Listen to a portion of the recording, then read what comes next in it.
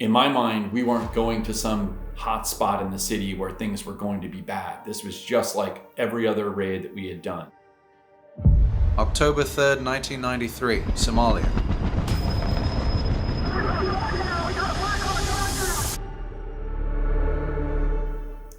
I could feel the animosity and the tension kind of rising. From one minute to the next, I didn't know what we were doing. I didn't know we were going to grab Blackburn, and then when we go to grab Blackburn, Casey Joyce is shot right there. There was just no plan for when things go sideways, this is what we're going to do.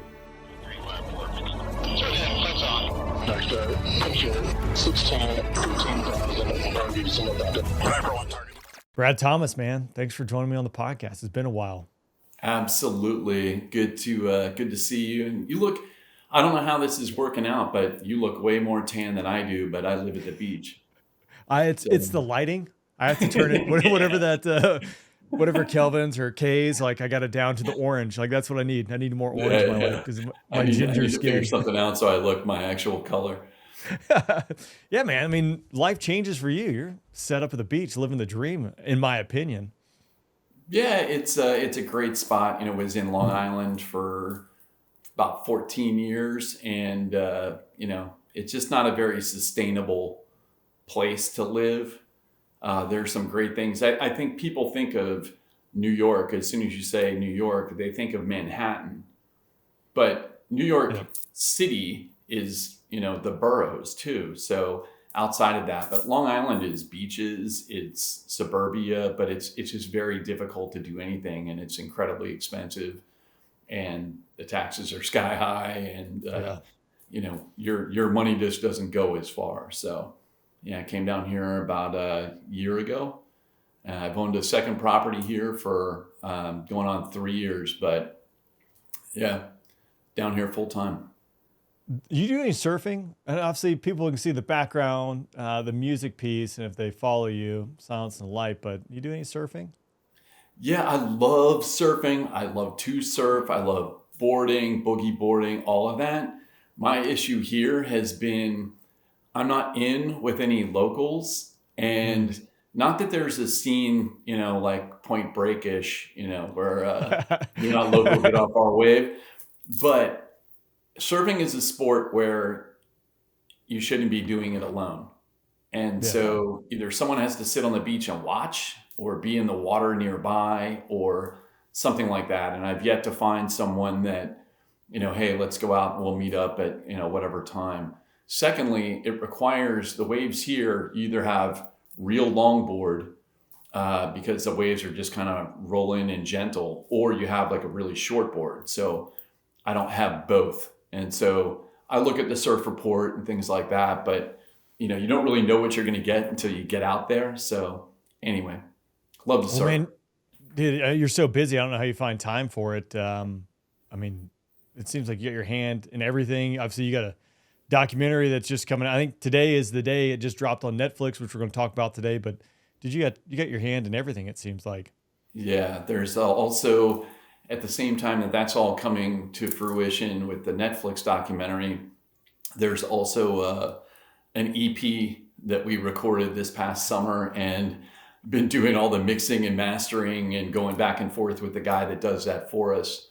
So that's been kind of filling every other free moment of time, and that's a considerable amount of back and forth. I think most people think of music as the artist goes in and records it, and then it just goes through some magical process and it's done. But every bit of that, has my involvement to a significant degree, whether it's what the mix sounds like, to what the mastering sounds like, to edits in the music and bring this up, this needs to be louder and this needs to be further back, album artwork, videos, lyric videos, all kinds of other content like that. So it's way more involved, and as much of the process is creating the actual song itself. And I love every facet of the process.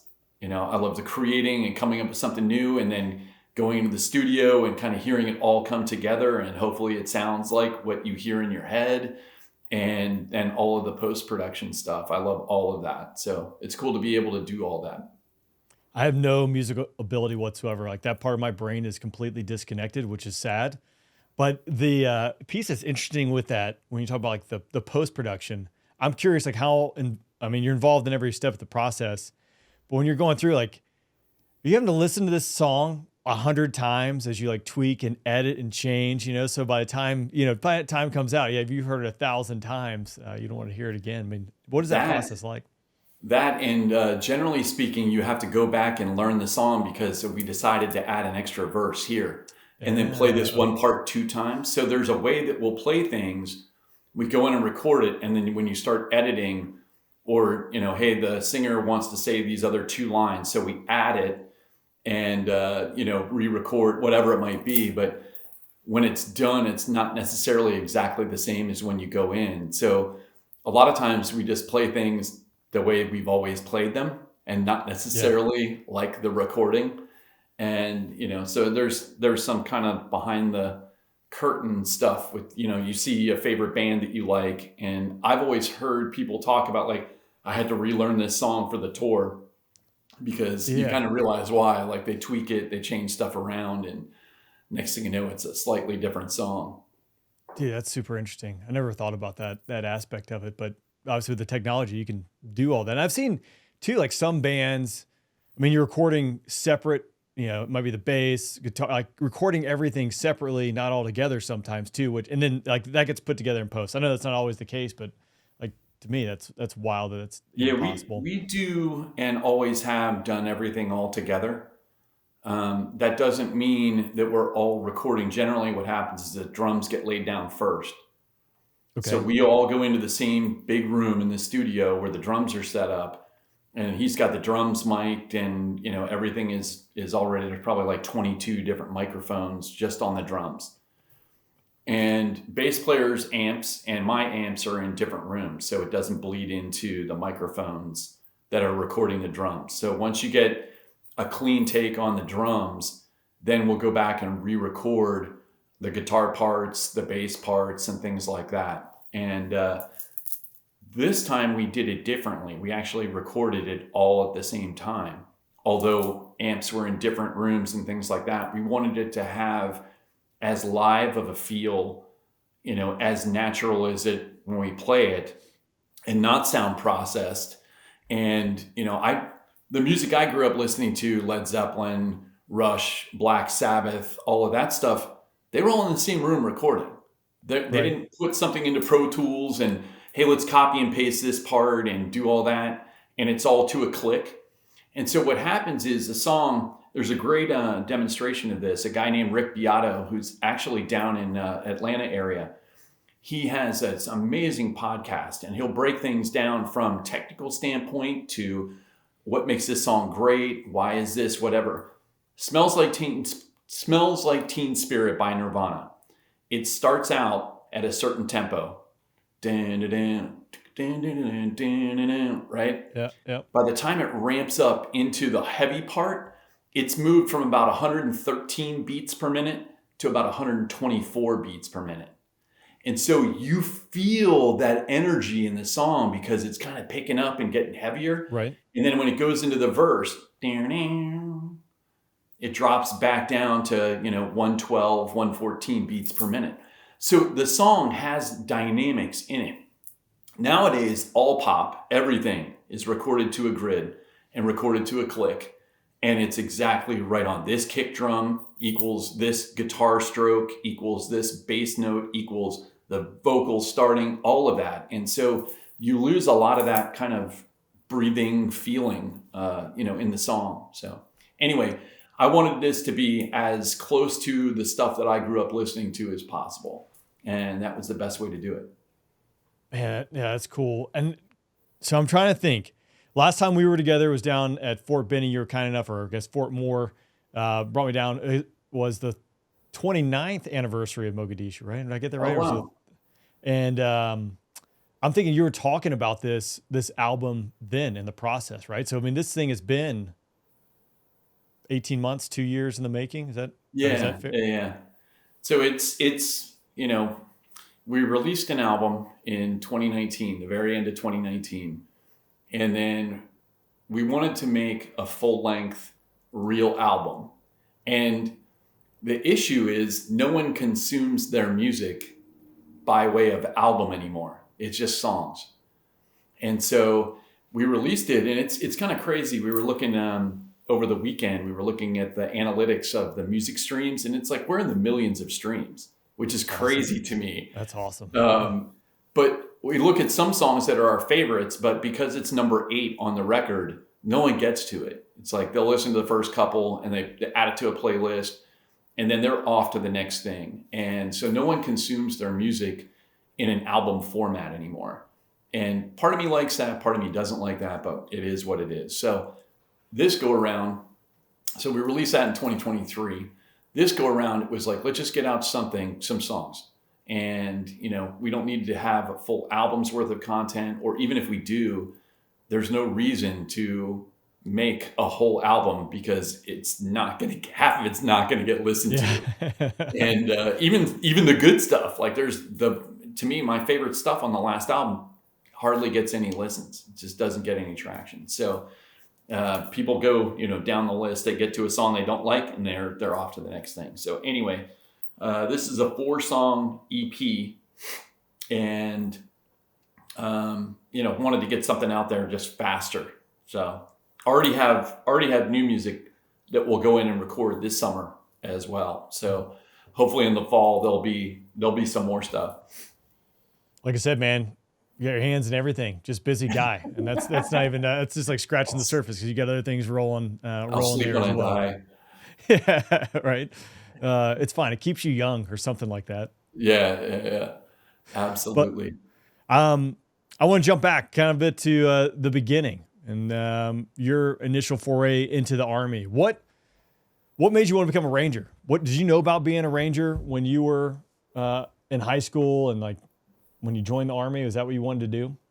I did and I didn't. I've been asked this a bunch of times, so I've kind of figured out the best way to answer this type of question. But December 1989, there were 3 things that happened that now looking back, I see how it kind of formulated my decision.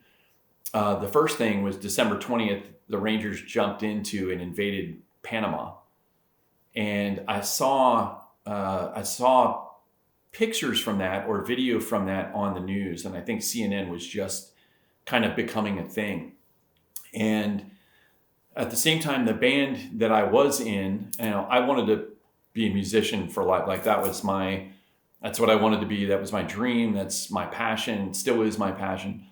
Band I was in started just falling apart. And, if you lose a drummer, and I'm not shitting on drummers here, if you lose a drummer, you can find another drummer. A guy that sings a certain way, very hard to replace. You have to be able to have a guy that can sing all your old stuff and then also new stuff. It just makes it very difficult. So the band I was in kind of fell apart. And then third thing that happened was a buddy of mine who had joined the Air Force was home. He had gone through basic training in AIT. He was an EOD guy. And he told me a story about at the end of basic training, there was a group of guys that came around recruiting for a small unit that jumped in behind enemy lines and rescued down pilots. And I was like, that sounds kind of cool. And anyway, I had read, maybe when I was 12, 13, 14, I had read about Rangers in Vietnam and Special Forces and CIA in Vietnam and books like that. And it was interesting to me. I always, found the challenge, whatever it might be, but had never really seriously considered it. So anyway, within about a month or two, I went and started talking with the Air Force recruiter. And that's kind of how it started. Interesting. Yeah, because now, man, it's like it's everywhere. It's Super Bowl commercials, it's TV, it's social media, so you can kind of see all these.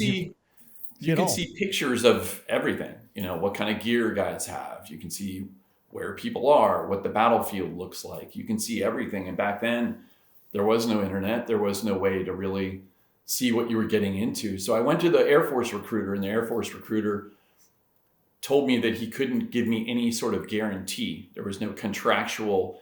And I understood that you can't guarantee that I'll make it, but I just wanted the opportunity to try. And I didn't know how the Air Force worked, but like maybe I'm in basic training and they say, hey, Thomas, you like cooking. You're going to be a chef, at Shaw Air Force Base in South Carolina. Like, I don't know how it works. So I just wanted him to say, we'll give you the guarantee that you can try. And he couldn't give it to me. And so he lied and told me that he could. And after about 3 weeks of lying to me, I was leaving one day and the Army recruiter said, hey, what's going on, man? I see you here all the time. What's going on? And I said, well, he won't give me a guarantee. And I just want some sort of guarantee that I get to try. And he goes, well, what do you want to do? And I said, I don't know, like Delta Force.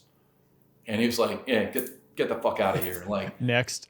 He goes, you got to do something before that, like Special Forces. And I was like, okay, I'll do that. He goes, well, you can't do that either. You got to be something before that, like a Ranger. And I said, okay, I'll do that. And he goes, I can give you a contract for that today.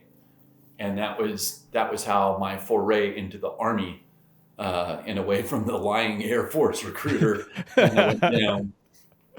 I feel like, man, I hear those stories all the time, still to the day. Recruiters, They got quotas, and they got to get people across the finish line each and every month. So they might be telling some fibs here and there. It's interesting to me because I was a nobody back then. Still, I'm a nobody, right? Comparatively speaking, but nowadays I feel like any kid that wants to be a Navy SEAL, I mean, that's right. That's like the Navy's greatest recruiting tool is, yeah, we'll sign you up. You can go be a SEAL, knowing that like 90% of the kids aren't going to make it as SEALs. And then they're going to farm them out to where they need them in the Navy. And they sit scraping paint on a boat for 4 years. And that's the way it rolls out. Yeah, because I think I've heard guys, I don't know if this is how it is, the Navy, like they send them to go do their MOS training for what the Navy calls it, Air Force calls it AFFC. Like, so you get to become a radar tech, a boat scraper, and then you go to SEAL training. So when you wash out, you're like, oh yeah, that's sweet, right back to the fleet. I think that's how they do it. So, dude. Yeah, crazy. Yeah. No thanks. Hard pass, hard nope. Dude, I was thinking too, it's like, obviously when you had me down there at Benning in the 75th, like the facilities are eye-watering in my opinion. And as I was a fly on the wall, kind of watching you and some of your buddies who've obviously been there, done that, it was interesting to see the kit these guys have today and hearing what you guys were talking about back in your day, rolling out the gate. I mean, it's drastically changed for what the average, soldier is carrying versus, what used to be just special operations and et cetera. Like, tell me a little bit, like, what's your impression of it? Where is it today versus when you joined? I always had an issue with gear. I always had a problem with what I got wasn't good enough, or I felt like needed to be modified or changed, or if we only had this thing, this widget might have helped us, be better. And I was always really disappointed with the stuff. So when I joined in 90, by the time I got to B Company, 3rd Ranger Battalion, was April of 91. Okay. And so I joined the very end of 90, I think November.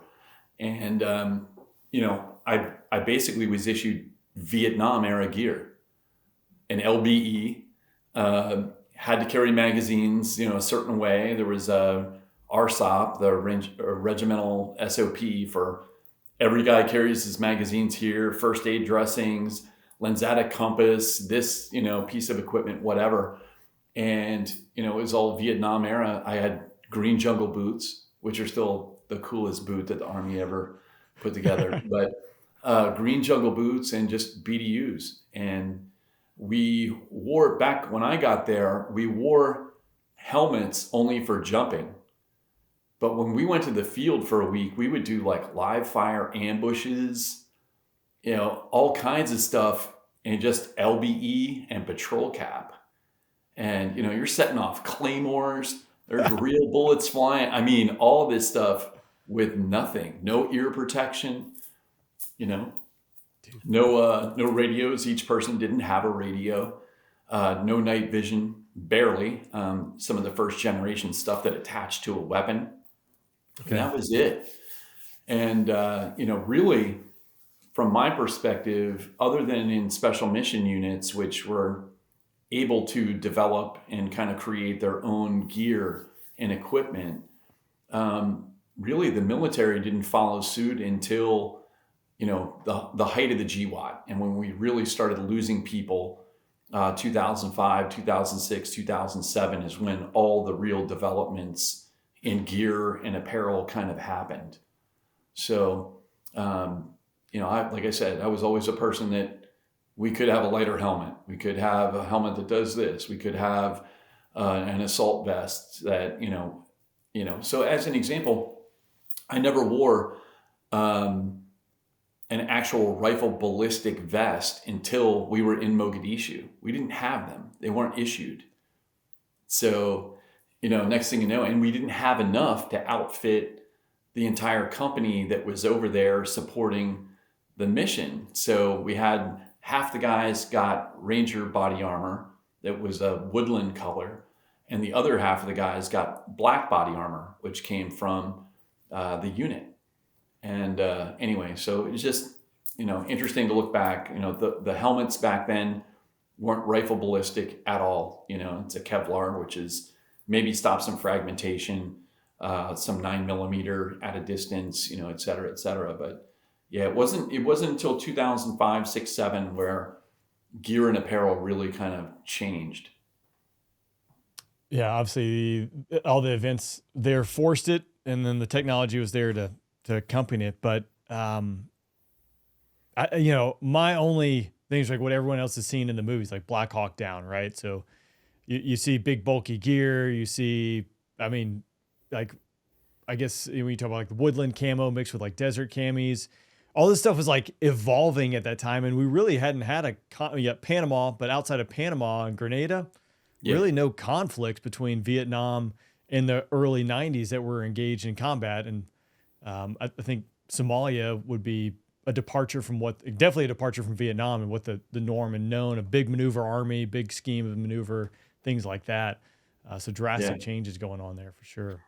Yeah, I remember after Mogadishu, and I had a conversation with Matt Eversman, who was one of the Rangers depicted in the movie, and we all kind of knew as a company, we're behind the times. Like, we need to change our training. We need to be more prepared to do these types of quick, engagements and operations. And we got back, and it was kind of like, all right, guys, quote, all right, now we can get back to real rangering, like shining your boots and making sure, everything is dress and, everything else. And it was kind of a disappointment because we felt like we had seen the wizard, right. And all of a sudden we know what's best. In the grand scheme of the operation, you're talking about 100 guys out of the entire Ranger Regiment that got to go participate in something.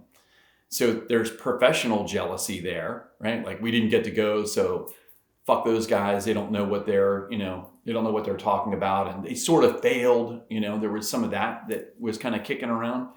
You had that, and then you also had, well, we're not going to change everything that we do because of this one event. And, it was sort of a naive way of thinking, obviously. And it was really our first, I don't want to use the foray because I've already used that, but it was really kind of our first look at what modern warfare would be. You're not fighting a uniformed enemy. You're not, it's very unconventional. So anyway, we felt like we had seen what we needed to see to be able to change and adapt and modernize the Ranger Regiment, and it fell on deaf ears. So I feel like in the movie Black Hawk Down, like that's portrayed, and I'm sure there's some mixture of characters and peoples in trying to weave this theme in, because it does seem like there's, for the Rangers, it's the high and tight, this is the Ranger way. Captain Steele is portrayed kind of with that mentality. I don't know if that's reality or not, right? But it's Reality. this way. Yeah. So then you got the Delta guys, right? It's just kind of making it happen and a little bit more flexible, for a lack of a better phrase there. When you read those, so it's I try and even with Captain Steele, at the time, I was probably not very happy with decisions that were being made. For example, we weren't allowed, the Delta guys rolling around with their sleeves rolled up, their boots are unbloused. It allows ventilation in the uniform and be a little bit cooler. And this is a place that was just blazing hot. And, for us, it was like, roll those sleeves down. We're not undisciplined cowboys. And at the time, I was probably pretty annoyed by that decision. But at the same time, there was some truth to that. And, this is our job. This is our mission. We're not changing who we are and our culture because these guys don't have to play by the same rules. And, nowadays it's interesting because of the GWAT, the culture is almost the opposite. It's do the smart thing and do whatever is required. If you need to modify your uniform, they can wear whatever boots they want to wear. They don't want to have a button. They don't need to do it. They aren't having formations 4 times a day to put out information to the company. Everything's email. There's so many changes. So, I can appreciate kind of what he was trying to do, which was keep a little bit of direction and guidance. And otherwise we probably would have gone way off the reservation. I can see that. And also hindsight's 2020, right? If you had a crystal ball, you didn't know, no one knew what the future is going to be. And so I can kind of, give some grace to it's just going to go back to the way it was. We're just going to be ready for the Soviet hordes to come across the Golden Gap or whatever. And one thing that I feel like the movie, it portrayed it, but the skits that happened in the hangar and the skits that actually went down was me, Don Pilla, Mike Kurth, a handful of other guys. And I think Sean Nelson and I can't remember a couple of the other dudes, but they were brutal. And if you know anything about military skits, it's kind of like the only opportunity for you to lay truth on people of higher rank than yourself. And the rule is anything goes. You can kind of let it fly and you don't have to sugarcoat things, which is pretty cool. But man, we burned some people. And I think, the skits opened and I had cooked up an idea of Dom played Captain Steele. And I had come up with an idea. We were using black flex cuffs that were thick at the time for operations. And I had come up with a crossbar and a face mask that we taped to his Kevlar helmet. And so he looked like a football coach and he had played and I think blocked for Herschel Walker at Georgia. Okay. So everything was a football analogy. Everything was kind of that. But the scene opens and I was playing one of the lieutenants and was underneath the desk performing favors on Captain Steele. And then I popped out and everybody went nuts. And then Captain Steele, not the real one, but we actually did see this happen, was standing there eating Pop-Tarts in the hangar, telling the first sergeant to make sure that he put out not to eat in the hangar because there were rats and everything. So there was some hypocrisy and things like that, but they were brutal. And it's one of the things that I wish the movie, it showed the lightheartedness of it and things like that. But I wish that the movie had shown kind of, really what went down with those skits. Yeah, in the movie, I guess, because he does see it, right? And then he is not a fan of it and chimes in there. But, it is like one of those things that I don't know how you get away with it. But it's like memes today. Like today's memes are like there's a lot of truth and some swords, but they just go across. Go look at the meme pages. Unfortunately, back when the book was being written, I was not allowed to talk with Mark Bowden. And I had gone to Delta Selection and had made it. And was kind of in limbo between leaving the Ranger Recon Detachment where I was, which is where I went about a year after leaving B Company. And I was there for about 4.5, 4.5 years. And anyway, so I had made it through selection, and he called my house and said, really need to talk to you, blah, blah, blah, blah, blah. And I said, dude, I don't want to put myself in a position where now I'm talking to someone who I'm not supposed to be talking to and lose my job because, I'm doing something that I shouldn't be doing. So I went to work the next day and was put in contact with the USASOC Public Affairs Office. And they were like, absolutely, don't talk with him. And so he called my house the next night, or I called him. I don't remember how it happened, but I told him, I'm sorry, but I can't talk with you. But he'd been in contact with a lot of the guys from the Ranger Regiment, and then I don't know the unit to get the story to write the book, or how do you get your info? It's one of my, people ask me, because I was there, how real was the movie? And the interesting thing is when a movie happens, especially one that was done as well as that one and was as well known as that one, it sort of becomes the narrative, the official history. And so, obviously you have 100 people on the ground, or more, and you've got to take 100 characters and make them into a handful. So how they went about that process was very interesting to me. And I don't know how they did that. They also weren't able to talk to everyone. So in my mind, a lot of the book and the movie were hearsay. It was, I heard this guy did this. I heard this guy tell this guy, this is what happened. And so I think that he used a lot of those types of sayings and phrases to kind of piece things together, as well as talk with people that were actually there that could piece things together. So one of my kind of heartache with the whole book and movie was that, number one, I wasn't allowed to talk with him. And then number two, there was a lot of things that were kind of hearsay and things that were overheard and weren't necessarily, like, it wouldn't stand up in a court of law. Right. That doesn't mean it's not factual or true, but it's, I don't know. Well, I mean, yeah, like you said, you got 100 different people, 100 different perspectives. How do you document, how do you capture that? Maybe the Ukraine war is like the most documented war to date with all these drones and cameras and stuff like that. But even still, right, you're separated. There's chaos. Yeah. Jumping out of order timeline wise, but so the Netflix documentary, it's out today. I got that in the queue to download and watch my trip. But talk to me a little bit about your perspective on maybe how that differs from the movie. What was your experience going through that? What do you know? I mean, like, how many other people did they interview and things like that? Because I know you haven't seen it yet either. Yeah. I started talking with them, the Ridley Scott producers, about 2 years ago.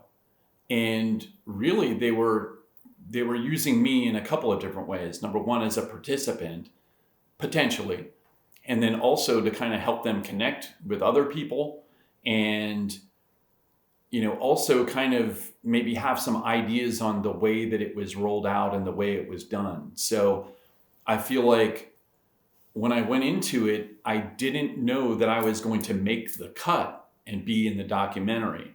It was more like, I'm happy to do that, but I'm also happy to help scout filming locations. I'm down in Georgia hanging out with the Rangers all the time. So if you need a place to find there, could you do it on post? Could it be off post?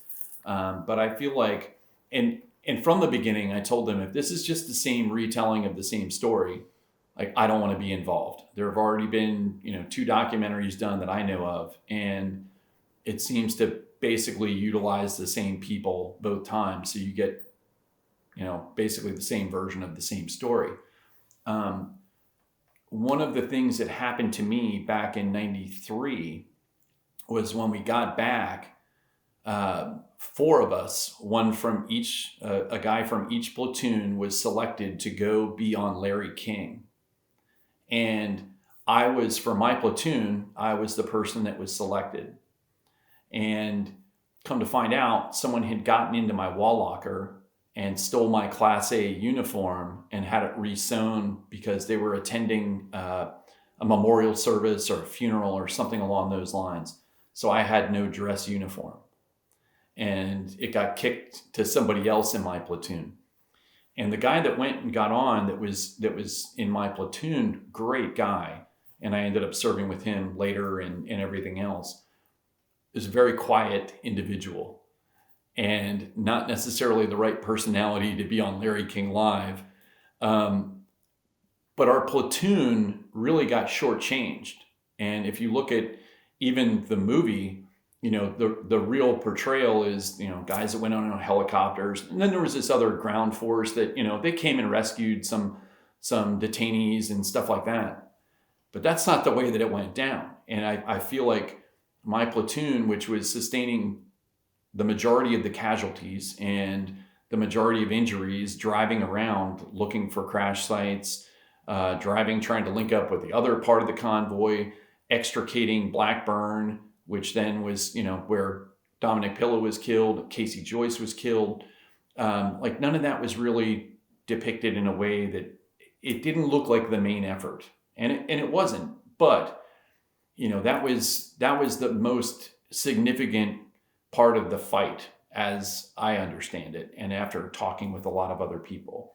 So I feel like, we never really got set up from the very beginning. Matt Eversman was one of the other people that was selected to go on Larry King. Very articulate, well-spoken guy, and loved Matt to death. And he kind of became the character, He ended up becoming the main character in the movie. And, there are things that aren't accurate that are depicted that Matt did in the movie that wasn't him. And so he's had his own challenges with facing some of those things. It wasn't like he was saying that I did all these things, but, everybody that knows Matt and knows Matt was there, or at speaking engagements, he kind of has to retell his story. So, I feel like from the very beginning, my platoon never really got recognized for what it had done and what it was doing during the battle. And so I wanted to make sure that was conveyed. So in talking with the Ridley Scott people, that was something that I'm very interested in telling that part of the story. Well, if you don't mind, can we dig into that a little bit? I know you told them we don't know what made the cut, but maybe let's dig into that piece of it for, specifically your platoon, and you can compare and contrast what made the movie and what really happened. I mean, I would like to hear that. Yeah, I don't, again, it's more about the depiction of, in the movie, it just seemed to be sort of in the back seat.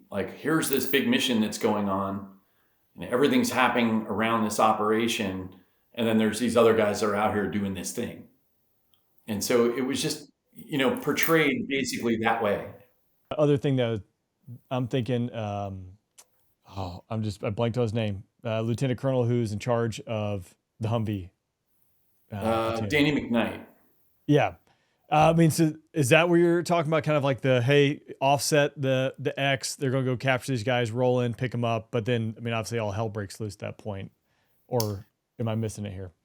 No, I think that was all depicted in terms of factually correct. Here's where they moved to, and here's what they were doing and things like that. But it just ended up being we were fighting to the objective.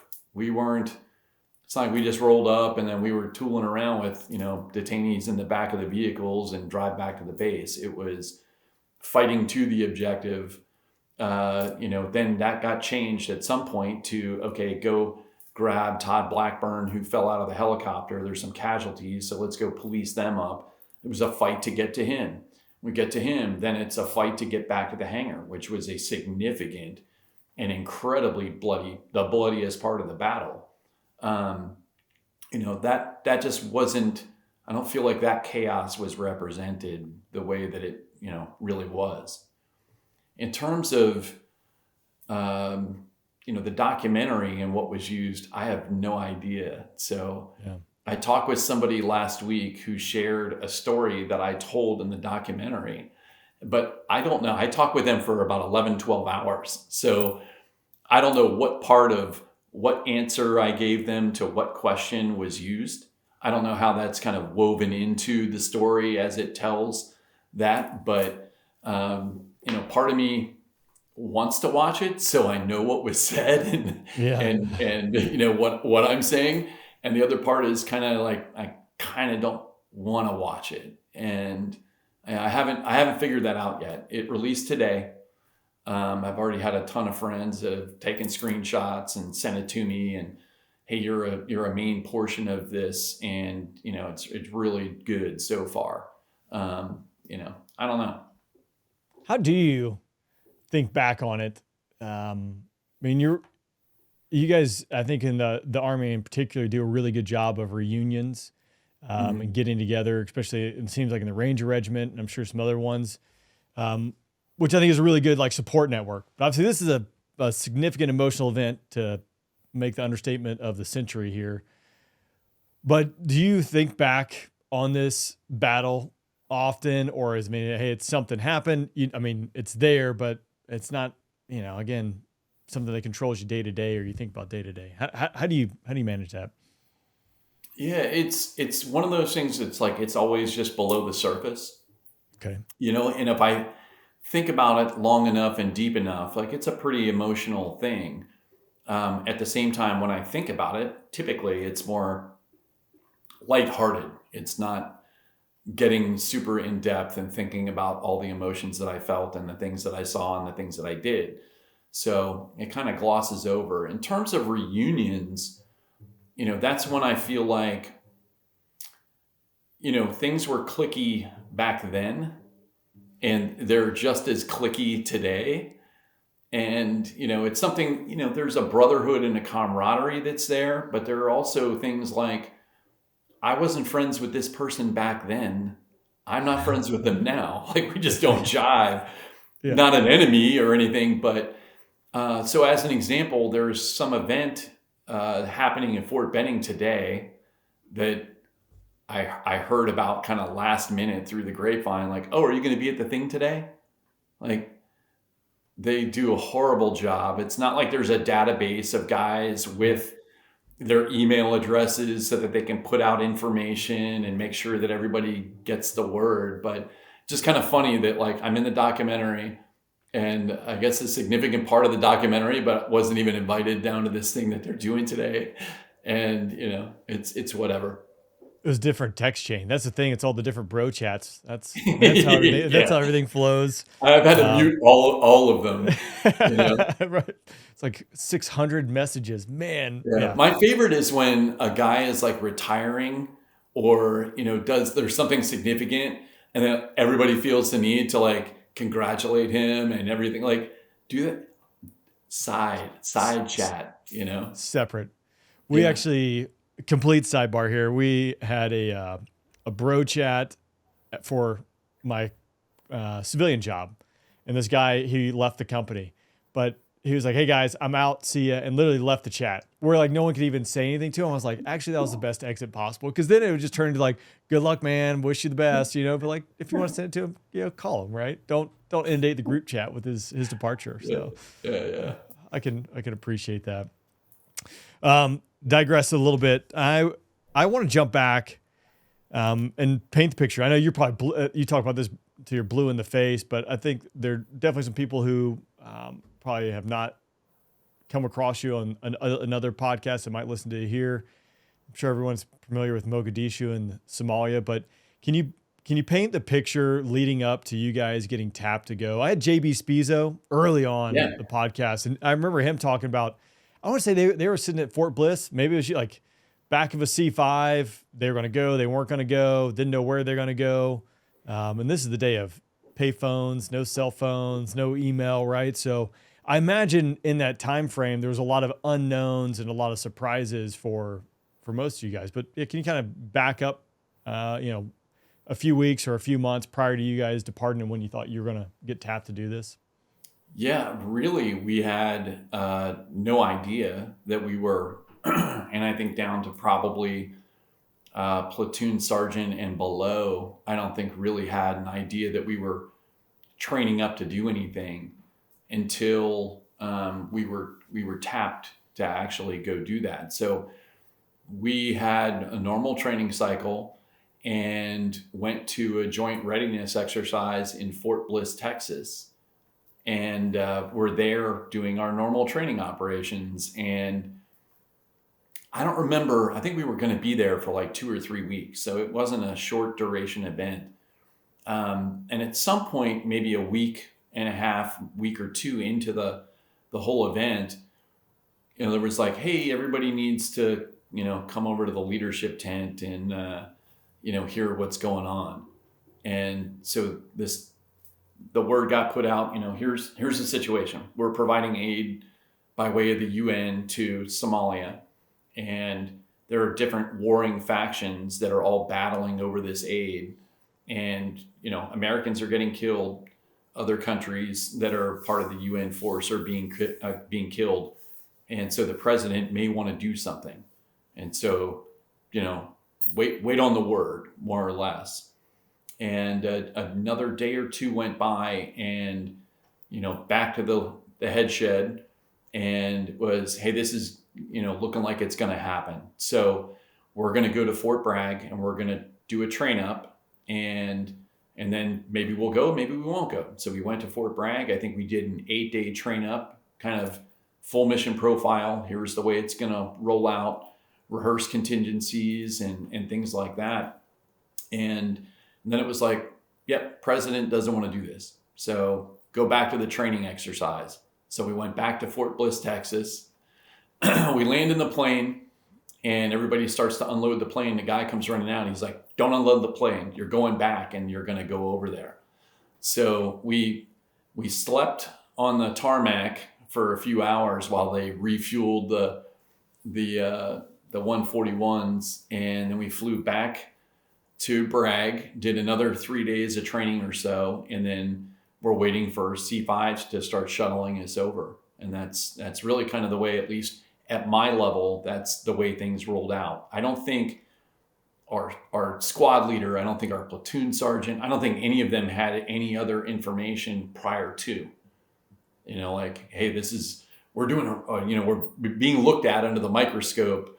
When it came down to, and I've done some digging into the how are we picked? How is B company picked over A and C companies? And the only thing that I've really been able to find out was that we had a lot of senior leadership.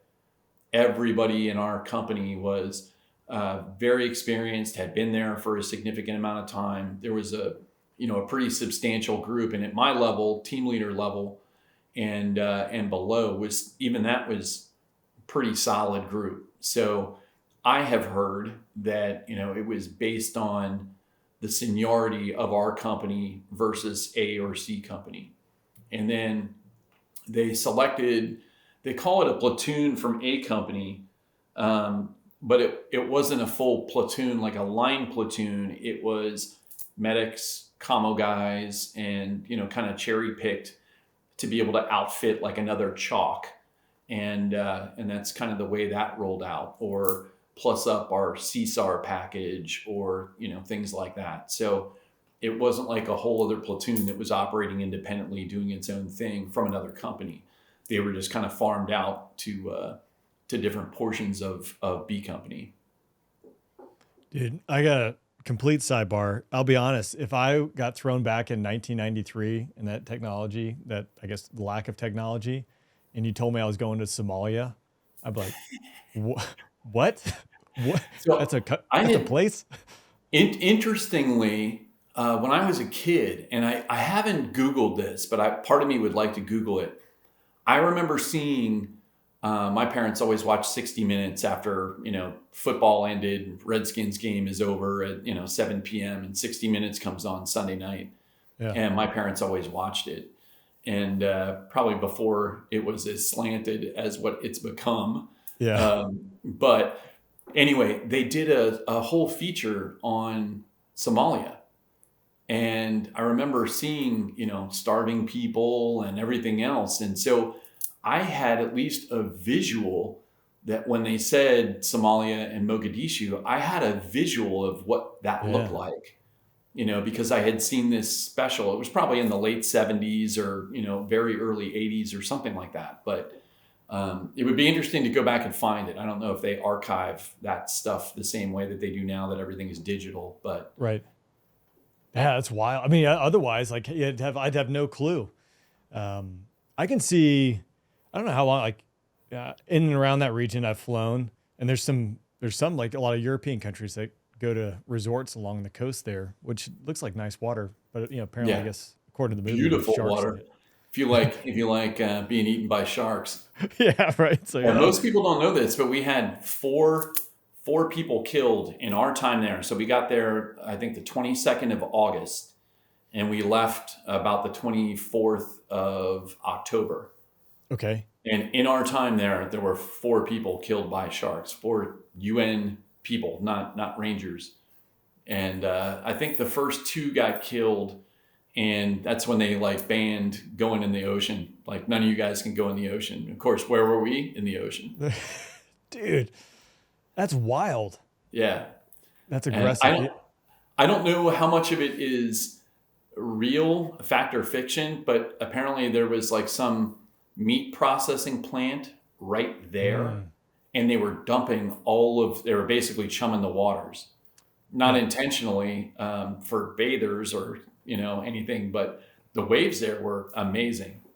Beautiful blue water, huge waves. I think that's the Indian Ocean. Yeah. Dude, well, I guess just make sure when you go surfing, there's not a meat processing factory that's just pumping out a bunch of like probably not a good thing. Man, that's spicy.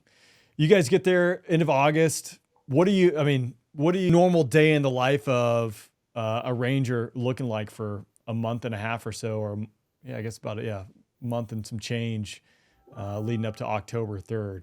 Are you doing raids, or is it just show presence? That was, I believe, our 7th operation. So we had done numerous other, offensive operations. Not to mention, because my platoon got pegged for the vehicle portion, hey, we need to shuttle a guy over to have a meeting with so-and-so at the UN base, wherever that might be. So we were doing convoys all the time to go resupply on water, go get the ice cream machine fixed or whatever it might be. But, we were doing all those types of things too, as well as training and everything else. So it wasn't like, even when you say 7 operations in, 90 days or 60 days, it sounds like not very much, but there was a lot day to day going on. We had to secure the airfield, so we provided guards every night, and you had a guard shift. So you might have a guard shift while there's mission planning going on for something, and then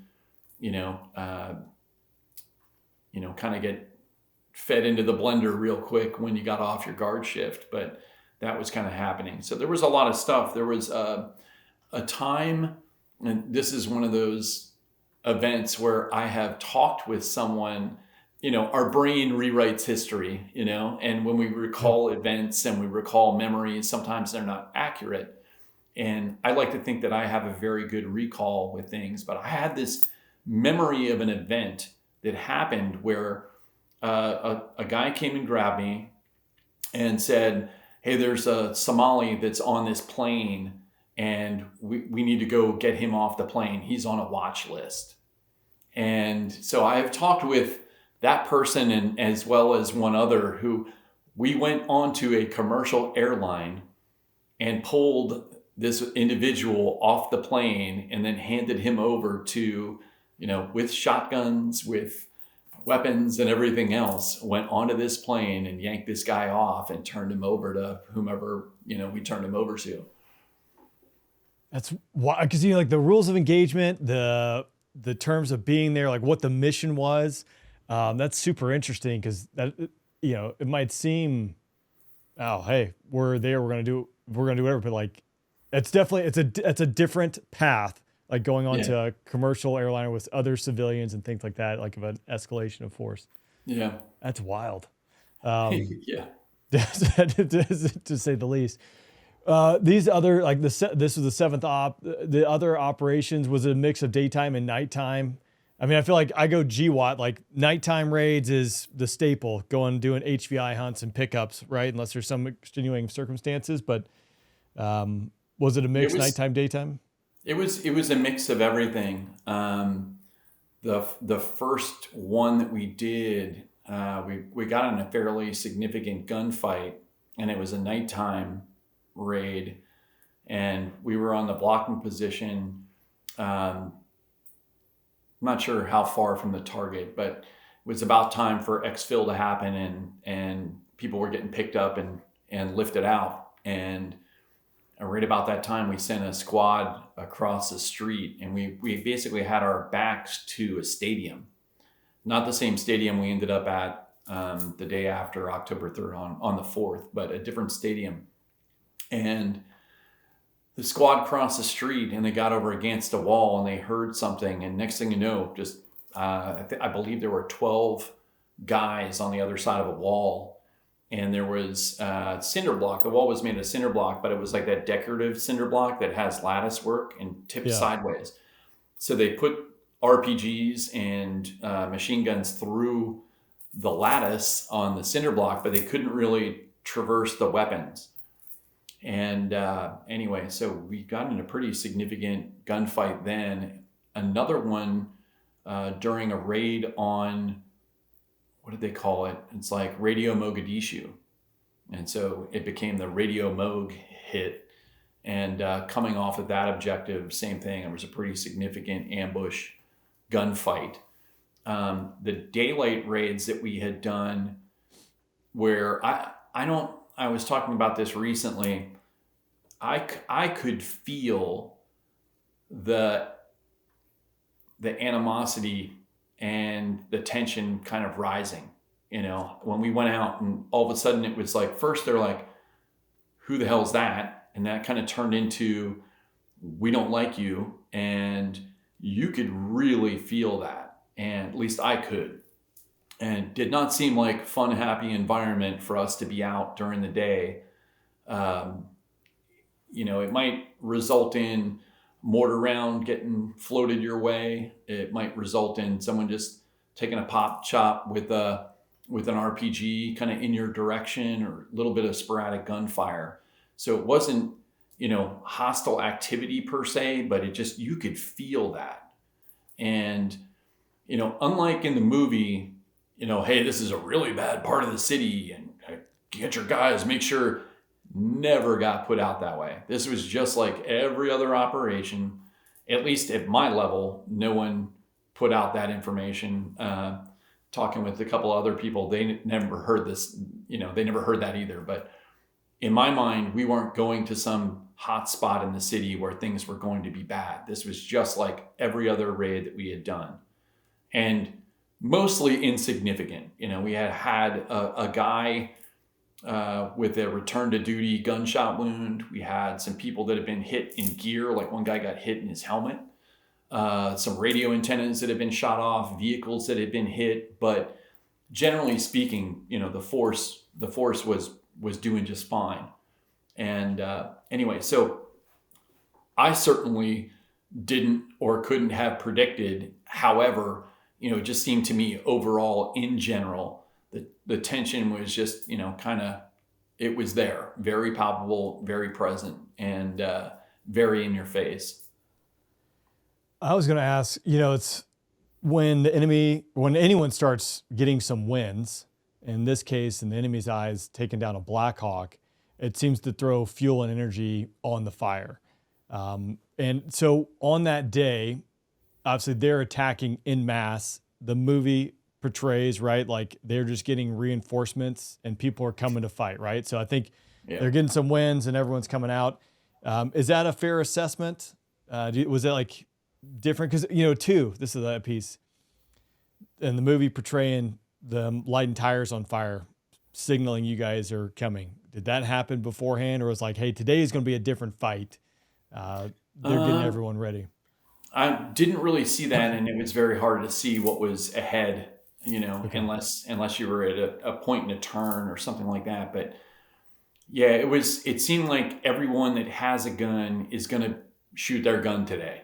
And if they're in the vicinity, even if it's sticking it around the corner of a building and shooting it in your direction, everybody that has a gun is going to fire it today if they can. And they're close enough to American forces, they're going to get it on. And I don't know how that word spread, how it was organized. But it definitely escalated very quickly in a matter of 20 minutes to kind of being like, all right, we're already fighting. We're not to the objective yet. I didn't know we were not to the objective. Like the first time I got out of the vehicle and started engaging people, I had no idea that we weren't near the target building. It wasn't like today where here's where we're going. Here's where we're going to be. This is what it looks like. The buildings are all numbered, whatever. It's not like that. So basically all I got told was the target building's going to be behind us and we're going to go this way and they're going to go that way. That was really it. Hindsight is another thing that, and you may be getting here, but the frustration for me throughout the battle was complete chaos. And there are certain things that you can plan for that even when stuff goes wrong, you can figure out beforehand, maybe a way of cracking that nut instead of waiting until you're in the middle of a shit sandwich, just taking huge bites of it. And that was some of the frustration that I felt was I had no idea what was going on for the majority of the day, for the majority of the entire operation. And there was no real way or plan for how to put out information. You can't stand in the middle of the street. Hey guys, gather around. Let me tell you what we're going to go do. So from one minute to the next, I didn't know what we were doing. I didn't know we were going to grab Blackburn. And then when we go to grab Blackburn, Casey Joyce is shot right there. That turns into a whole thing.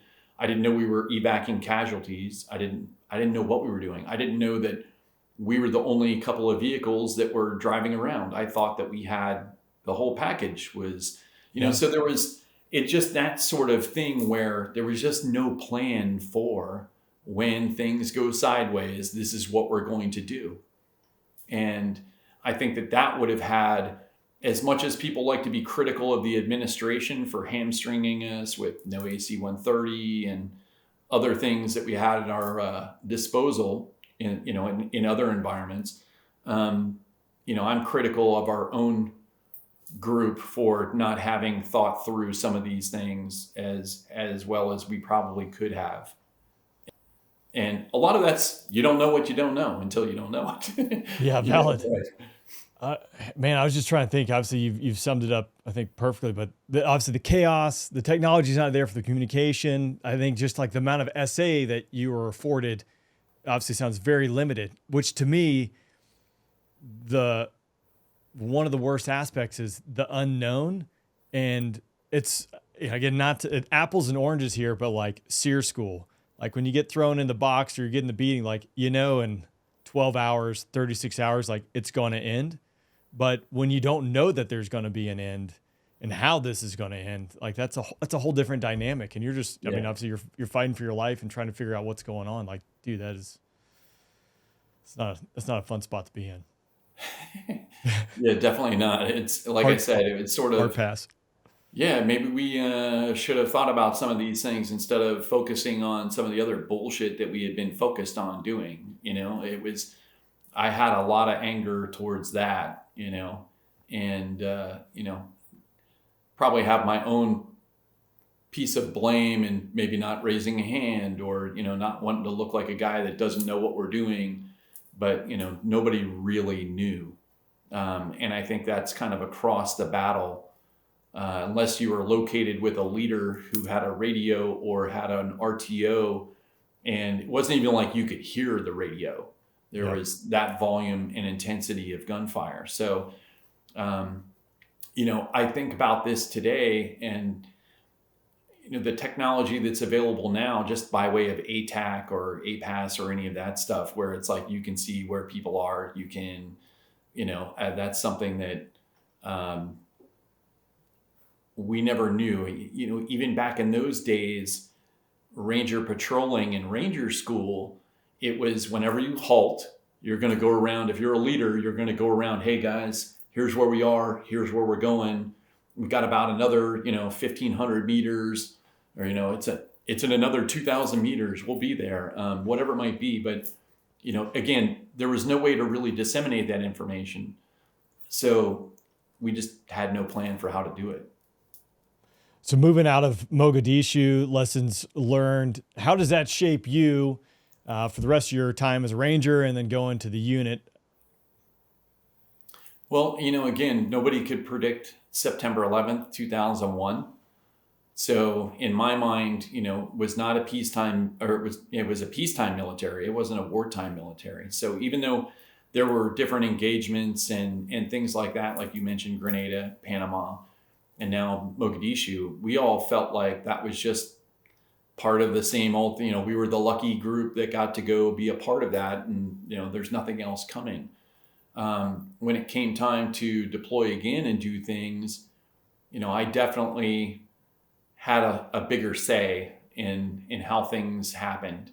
And, it can be a hindrance, where you don't want to, like, I don't want to fight my last battle all the time, at the same time, you always have to have that in the back of your mind that, okay, if things do go wrong, here are the 50 contingencies, to the best of our ability. Yeah. We're going to pick this plan apart and know exactly what happens. And that's one of the things that I feel like special mission units do better than anywhere else in the military is contingency planning. But to know what happens, if this happens, then this. And so you don't need to give a directive if you plan for a contingency. So, hey, we lost a helicopter. And let's just say mechanical issue. I know because of the contingency plan that the guys that were on that helicopter are now going to get split up amongst these 4 other helicopters. So there are going to be guys intermixed. Like it's an action that causes you to kind of understand all these implied tasks, which are, okay, now the guy that was on X team is now going to be on G team, who's now going to, you know what I mean? And yeah. And so that's one of those things that, like I said, looking back, the big lesson learned in my mind was planning for contingencies, and then being able to do that later in my career. It definitely, like I said, I always had that sort of hindsight and mentality of let's make sure we can figure this out now so that we're not trying to figure it out when things are going sideways. So so this is, I guess, get your take on it, right? Obviously based on your experience and being the contingency piece, because no plan survives first contact with the enemy, right? The enemy always gets a vote, all these platitudes, which are true. How did you operate at the level you're operating at? How do you plan this? Are there some takeaways that it could be applied to different aspects of life, whether it's business, rehearsal concept, rock drills? I think that's an Army term, right? Like if I give you 12 hours to plan, like you'll take 12 hours to plan. But if you only have 30 minutes, like where do you stop in coming up with contingencies, or how is there a framework that you could give people?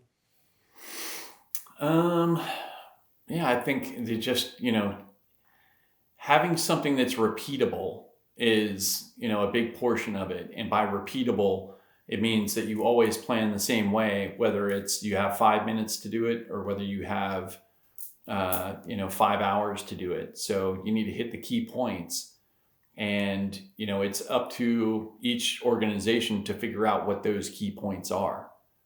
And I feel like if you can go through and identify, the key point isn't where the colonel is going to be located during, the operation and the weather conditions during today's, and, it's let's distill this down to we know we're going out.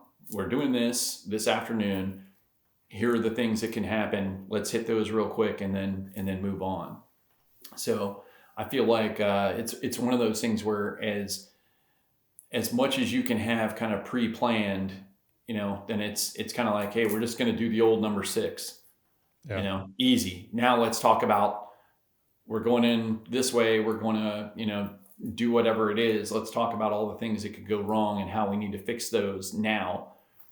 Even contingencies kind of become a thing where if I've got a failed, something happening over here, I know I've got to apply more people to it, or it's going to alter where stuff is happening. I don't know if that makes any sense, but all of that stuff can kind of be put together beforehand. I see a lot of stuff in the training world, and a lot of guys that, oh, he's a great shooter, so he's the best trainer or whatever. And I feel like guys that do a good job with the training piece from a planning perspective are some of the most successful, because that's really where, you make your bread and butter. Police departments will talk about, we don't have a budget to be able to do, these types of training missions, et cetera, et cetera. And it's like, you can plan and you can train on how to walk to a target in a parking lot for free. It doesn't cost you any money. So a lot of people just don't know what they don't know. But anyway, I don't know if that answered the question. No, that's good. There's obviously a lot that goes into those aspects, and probably go back to you said, it's like, what's your key aspects that you need to worry about? If it's a police department, you're worrying about different things versus if you're a Kinko's, and what your biggest problem might be. Someone shooting at you or running out of paper, right? Like two different worlds, and school's thought there. Yeah. Well, Brad, as we wrap up here, I hope you're willing to hang around for a There I Was story. But Sure. Before we hit stop here, looking back on anything, is there any takeaways or anything that I should be asking you, or you definitely want people to walk away from this conversation knowing about Mogadishu, you, or, just life in general? Yeah, I feel like, again, it's the movie has become the narrative, that's become history. And one of the things that it made me realize was every other historical event that's been depicted in a movie is basically the same thing. And I remember, reading some military type of books, and now I think back on them and I'm like, I don't know. This is one guy's version of this battle that happened to, 500 people or whatever it might be. But it's almost like a challenge to look beyond, the movie or the book or whatever to be the be all end all historical capture of whatever. And that was my takeaway from just being a part of and being involved with something that was turned into a major motion, film, book, and everything else. So, Brad, man, I'm glad we've connected. Again, it's been too long. We'll have to link up here soon. I appreciate you taking the time today and, talk about this. Everyone has to go check out the documentary. I got it downloaded, so when I'm crossing the Pacific later on, I guess tomorrow, I'll be watching it. I'm not sure when or if I will, but we'll see. I had friends are texting me because they couldn't wait till tonight to watch it, so they're already watching it this morning. But they're texting me, "Oh man, dude, this is amazing!" And really well done. I knew it was well done. Again, it's hard to know exactly what was going to be in the, make the cut. It's hard. You answer a question and sometimes that needs to get rephrased. So you have to make the same statement again and worded slightly differently. And, you don't really know what's going to happen. But I was not expecting to be a major contributor. You asked this kind of early on. I was trying to find out who else was involved. Like I knew some people only because I had connected some dots. Yeah. But they really kind of can't tell you who's going to be involved because they're not sure who's going to make the cut either. So what's the point of saying this person's involved and that person's involved if they don't make the cut? You don't really know. So I tried to get information by way of asking more vague questions like, okay, is this a talk to 20 people to get 10? Is this a talk to 50 people to get 25? And they were like, more like talk to 50 people. And I was like, okay. So it didn't really tell me anything, but it wasn't until I saw the trailer and saw the other people that were in it that I knew they were involved. I asked the question after the fact, after I saw the trailer, how many Americans are depicted? And they said 8. Interesting. So of the 50 that they talked to, there are 8. And so I was kind of surprised by that, because again, I wasn't expecting to make the cut, Yeah, I had no idea how to make a documentary, but I can only imagine, just taking all this data, these conversations, and then piecing it together, right, where it obviously flows chronologically, it conveys the points that need to be conveyed. That's a lot of moving pieces, I think. Yeah. It was interesting to be a part of it. I'm super proud to have been a part of it, and everybody needs to go watch it, even though I probably won't. That's fair, though. Maybe we'll watch it. I look forward to watching it. I'll text you and let you know amongst all your other bros who are texting you. Like, another guy. Sweet. Yeah. I the other thing is, it was interesting because they're like, we want the setting to convey you and your personality. Oh. And so, can you have like a bunch of your artwork sent to where we're going to film? First of all, they were like, can we come film it where you live? And I was like, sure. Send us pictures of the room. I sent pictures of the room so they could kind of get an idea.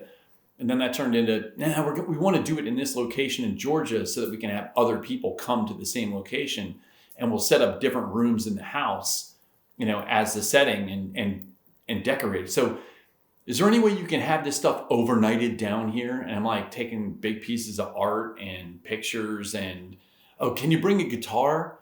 And we want to have a guitar in it. And I'm like, yeah, okay. So it was this jump through your ass, super last minute, get everything. And then I get into the room and I'm like, there are these old country curtains that are like dirty on the wall. And they had, rented a place that was probably just sitting there vacant.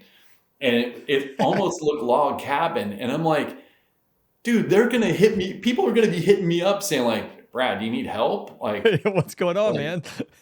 Holy smokes. So anyway, it was just kind of seeing that all come together. And then, okay, here, use a picture. And they had like a computer in the background, and they wanted to have a screensaver on it that depicted something. So I had to find pictures of that. But it was interesting. And then when you see it, I've only seen the trailer, very dramatically lit. They had windows, or they had lights outside of the windows.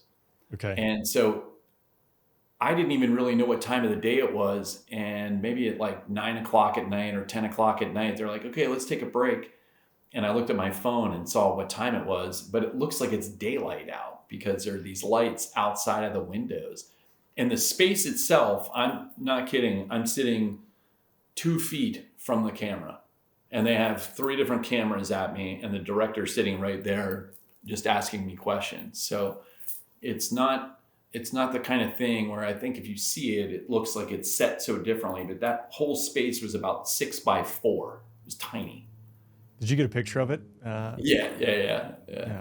I don't know if I can share that or not. That'd be cool, though, just to put some perspective outside of it. How long were you in there for the interview? How long was it just one day and you're done after a couple hours? Or I flew down the day prior and then went out to dinner and talk with the director and producers, and I had been communicating with them fairly regularly prior to, but kind of like an icebreaker and everything else. And then the next day we started at about noon, and that went until 11 probably 11 at night.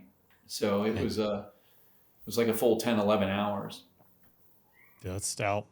Yeah. Man, it blurred together. No way to remember what what you said then, especially if you had to repeat a couple things for again. But all right, well, I'm gonna have to check that out. Hope everyone else goes out there and checks it out, and then I'll give you the feedback there from it. But any parting shots before we bounce over to There I Was?